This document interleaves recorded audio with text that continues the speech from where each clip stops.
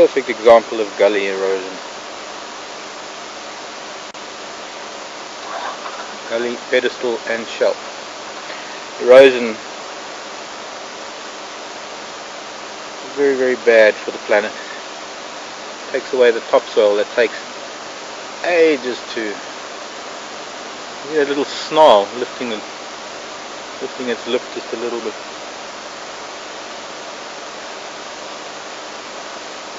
Oh, not so much a snarl as... that's what it was, an itchy nose. Here comes that... she's not moving too well. That's possibly why they don't move so far.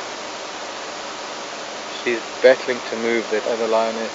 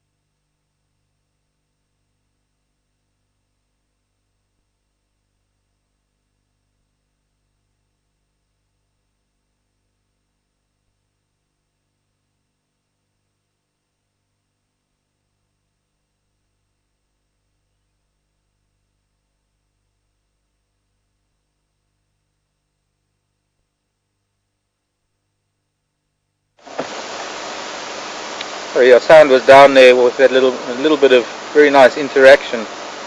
Shows the concern of these cubs when she came along. How they all went to meet her, thinking perhaps that it was time for them.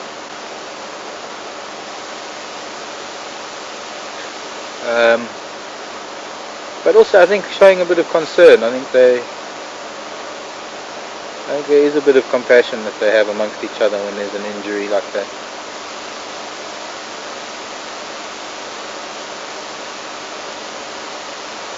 So this one little boy has found something and is eliciting the interest of a couple of other youngsters, which comes to the question we had from Angela, asking about the age of the cubs. Well, I don't know, I'm still not sure about... There's been so much disruption, I don't know whose cubs are whose, and I don't know... Look at this little one, he's stalking. That other little boy found something. Come and play here, little boy. Mind, because you've got a brother stalking you. He's going to pounce on you soon. I wonder what he's looking for in these gullies.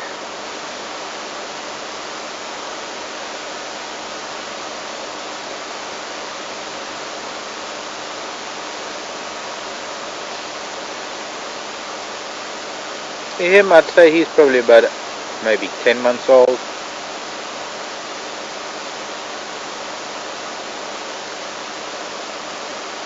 think it was Sandy that was asking why females are not vocal.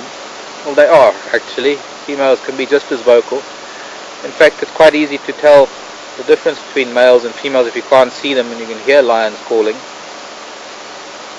This is a tit for tat game. Under the circumstances where we are with the group of males like the Mapokos, or the kind of disruption that this pride has had in the last couple of months, and I'm still not fully aware of all the hardships that they've been through since they've been off of our area for a long time.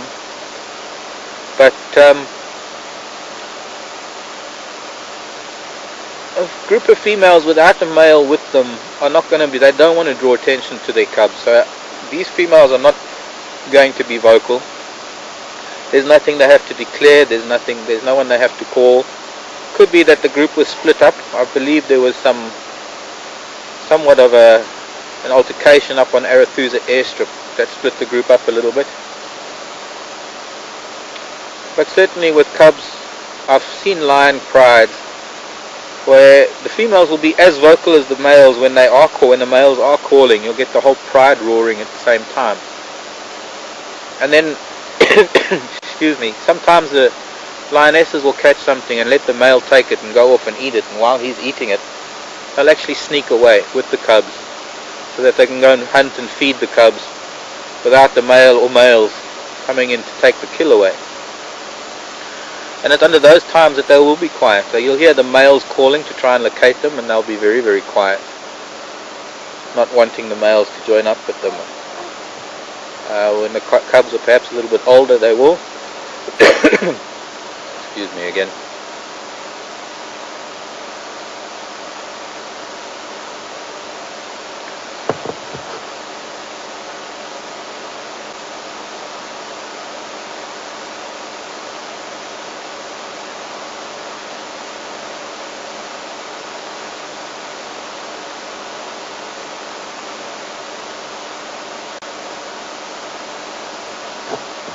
And then again, sometimes when females don't have cubs and they're in estrus, the males are not with them, you'll find that they will call to locate the males, get them in for mating purposes, or to join up for mating purposes. But I don't think we're going to hear much of a peep out of this lot. There's nobody they need to call, there's nobody they need to warn, there's nobody they need to declare territory to. In fact, I think if we had to hear another pride calling right now, they would probably slink off in the opposite direction and not answer it at all.